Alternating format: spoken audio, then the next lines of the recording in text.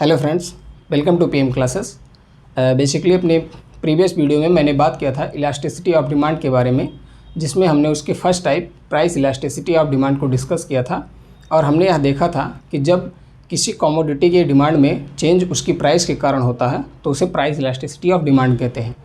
आज के अपने इस वीडियो में हम इलास्टिसिटी ऑफ डिमांड के सेकेंड टाइप, जो कि इनकम इलास्टिसिटी ऑफ डिमांड है, उसे डिस्कस करेंगे। अब हम समझते हैं कि इनकम इलास्टिसिटी ऑफ डिमांड क्या होता है। जब किसी भी कमोडिटी की क्वांटिटी डिमांडेड या फिर उसकी डिमांड में चेंज कंज्यूमर की इनकम में चेंज के कारण होता है तो उसे ही इनकम इलास्टिसिटी ऑफ डिमांड कहा जाता है। बेसिकली इसमें change in quantity demanded of a commodity due to change in the income of consumer,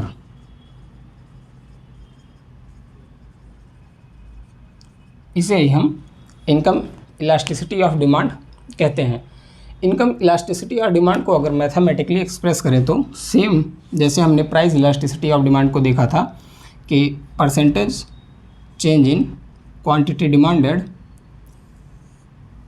divided by percentage change in the income of consumer. Price elasticity demand में हमने यहाँ price को लिखा था, जबकि इनकम इलास्टिसिटी ऑफ डिमांड में हम यहाँ इनकम एज अ वेरिएबल लेंगे। सो आइए अब हम इनकम इलास्टिसिटी ऑफ डिमांड की डिग्री को डिस्कस करते हैं, जैसे हमने प्राइस इलास्टिसिटी ऑफ डिमांड की डिग्री को डिस्कस किया था। So let's see it.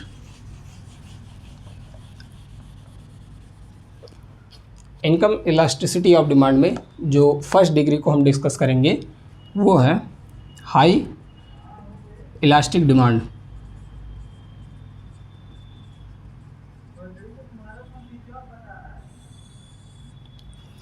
High elastic demand में कंज्यूमर की जो इनकम होती है वह बहुत थोड़ा सा चेंज होता है, या कंज्यूमर की इनकम के चेंज का जो परसेंटेज होता है वो कम होता है, लेकिन उसकी क्वांटिटी डिमांडेड के चेंज का परसेंटेज ज़्यादा होता है।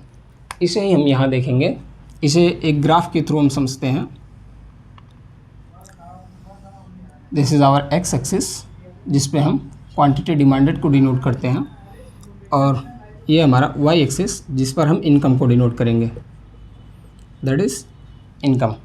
अब आप सपोज कीजिए कोई भी कंज्यूमर 5 रुपये की इनकम पर, उसकी इनकम 5 रुपये है, और कमोडिटी की 5 रुपये की इनकम पर वो किसी भी कमोडिटी की 5 यूनिट को कंज्यूम कर रहा है।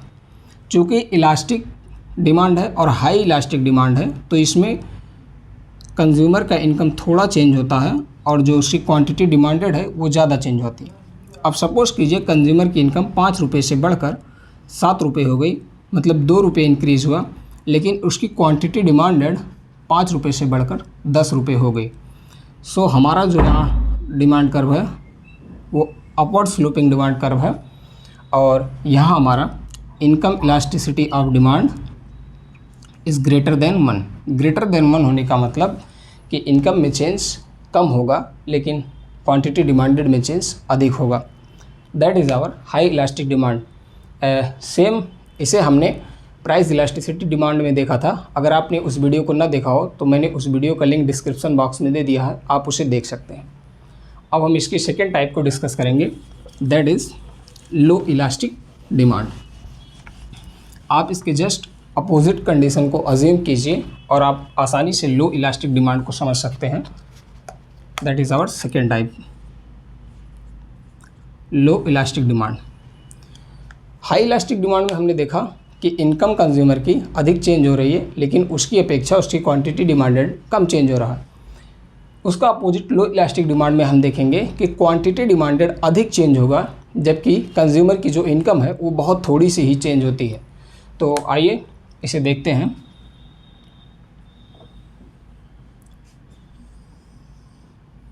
That is our X axis जिस पर हम क्वांटिटी डिमांडेड को डिनोट करते हैं, and that is our Y axis जिस पर हम इनकम को डिनोट करते हैं। Y equal to Y here denotes income. अब सपोज कीजिए कि किसी भी कंज्यूमर का जो इनकम है वो 5 रुपये है और 5 रुपये कि इनकम से किसी कमोडिटी की प्राइस 5 रुपये है और उस 5 रुपये की प्राइस पर वो किसी भी कमोडिटी की 5 यूनिट को कंज्यूम कर रहा है। अब कंज्यूमर की इनकम 5 रुपये से बढ़कर 10 रुपये हो जाती है, मतलब 5 रुपये का इंक्रीज हुआ और उसकी क्वांटिटी डिमांडेड 5 से बढ़कर 7 यूनिट हो जाती है। अभी मैंने आपको कहा कि हाई इलास्टिक डिमांड का जस्ट अपोजिट कंडीशन यहाँ आप अज्यूम कीजिए। यहाँ कंज्यूमर की इनकम 5 यूनिट बढ़ी, लेकिन उसका जो डिमांड है कमोडिटी की वो केवल 2 यूनिट बढ़ा, तो हमारा डिमांड का अपवर्ड स्लोपिंग है और ज़्यादा फ्लैटर नहीं है। Here our income elasticity of demand is less than 1। Less than 1 होने का मतलब है कि कंज्यूमर की इनकम अधिक चेंज हो रही है, लेकिन उसकी डिमांड जो क्वांटिटी डिमांडेड है वो कम चेंज हो रहा। This is our second type. अब हम अपना थर्ड टाइप देखेंगे, unitary elastic demand.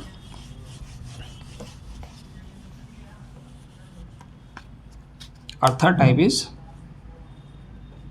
Unitary elastic demand. Unitary elastic demand को इकाई मांग लोच भी कहते हैं। इसमें जिस प्रोपोर्शन में कंज्यूमर की इनकम में चेंज होता है उसी प्रोपोर्शन में कंज्यूमर की डिमांड में भी चेंज होता है। तो इसे ग्राफ के थ्रू आप देखें,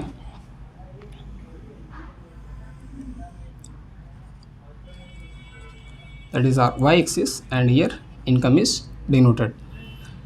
सपोज कीजिए 5 रुपये इनकम है कंज्यूमर की और 5 रुपये के प्राइस पर वो किसी भी कमोडिटी की 5 यूनिट को कंज्यूम कर रहा। अब कंज्यूमर की इनकम 5 से बढ़कर 10 रुपये हो जाती है, मतलब 5 रुपये का इंक्रीज़ होता है उसके इनकम में, और इसी अनुपात में उसकी कमोडिटी भी 5 यूनिट से बढ़कर 10 यूनिट हो जाती है। मतलब 5 यूनिट इनकम में भी चेंज हुआ और 5 यूनिट उसकी कमोडिटी में भी चेंज हुआ। That is the unitary elastic demand. हमारा income elasticity of demand equal to 1। तो बेसिकली ये हमारा था यूनिटरी इलास्टिक डिमांड। अब हम डिस्कस करेंगे इसके नेक्स्ट टाइप को, that is our zero elastic demand. और next type is zero elastic demand. Zero elastic demand, जैसा कि आप इसके नाम से ही समझ सकते हैं कि इसमें जो इलास्टिसिटी ऑफ डिमांड होगी वो बिल्कुल जीरो होगी, मतलब वो फिक्स्ड होगी और उस फिक्स्ड डिमांड पर हमारा इनकम वेरी करेगा। हमारा इनकम घट सकता है या फिर बढ़ सकता है। आइए इसे देखते हैं। एक्स एक्सिस और here QD is denoted and Y axis here income is denoted. चूँकि हमारा इलास्टिसिटी ऑफ जो डिमांड है वो ज़ीरो है, मतलब हमारा क्वांटिटी डिमांडेड या जो डिमांड है वो फिक्स है और इस पर हमारा इनकम घटता बढ़ता है। इनकम वेरी करेगा, लेकिन हमारा जो डिमांड है, या फिर इसे आप क्वांटिटी डिमांडेड कहिए या फिर डिमांड कहिए, वो हमारा फिक्स होता है। That is a vertical line demand curve होता है। और हमारा इनकम इलास्टिसिटी ऑफ डिमांड होता है 0। Y is income, it is elasticity of demand. So हमने इसके 4 टाइप जीरो इलास्टिक डिमांड को डिस्कस किया, जिसमें हमारा इलास्टिसिटी ऑफ डिमांड 0 होता है लेकिन हमारी इनकम बदलती रहती है।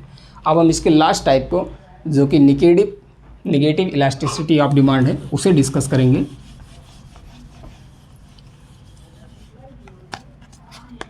और last type is negative elastic demand. Negative elastic demand में जब किसी भी कंज्यूमर की इनकम बढ़ती है, इनकम बढ़ने के बावजूद उसकी क्वांटिटी डिमांडेड किसी भी कमोडिटी की घटती है, तो उसे निगेटिव इलास्टिक डिमांड कहते हैं। आइए इसे ग्राफ के थ्रू देखते हैं। That is our X axis and that is our Y axis. Here income is denoted and here quantity demanded is denoted. अब सपोज कीजिए कि किसी भी कंज्यूमर की इनकम 5 रुपये है और 5 रुपये की प्राइस पर वो किसी भी कमोडिटी की 5 यूनिट को कंज्यूम करता है।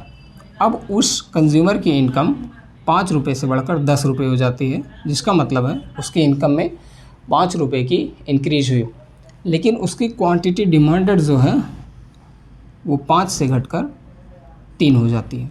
तो हमारा जो डिमांड कर मिलता है वो डाउनवर्ड स्लोपिंग डिमांड कर मिलता है, और यहाँ पर हमारा elasticity, income elasticity of demand होता लेस देन 0 होता है। मतलब किसी भी कंज्यूमर की इनकम भी बढ़ रही है लेकिन वह अपनी क्वांटिटी डिमांडेड को घटा रहा है। बेसिकली ऐसा ग्राफ डिनोट करता है इन्फीरियर गुड्स को। जब किसी भी कंज्यूमर की इनकम बढ़ने के बावजूद उसकी क्वांटिटी डिमांडेड घटती है तो ये हमारे इन्फीरियर गुड्स को डिनोट करता है। तो आज की वीडियो में हमने इनकम इलास्टिसिटी ऑफ डिमांड को डिस्कस किया, जो कि इलास्टिसिटी ऑफ डिमांड का सेकेंड पार्ट है। अगले वीडियो में हम क्रॉस इलास्टिसिटी ऑफ डिमांड को डिस्कस करेंगे। तब तक के लिए थैंक यू, धन्यवाद। वीडियो अगर आपको अच्छी लगी हो तो चैनल को सब्सक्राइब करें, वीडियो को लाइक करें, और इससे भी रिलेटेड कोई भी क्वेश्चन हो तो आप कमेंट बॉक्स में पूछ सकते हैं। Thank you.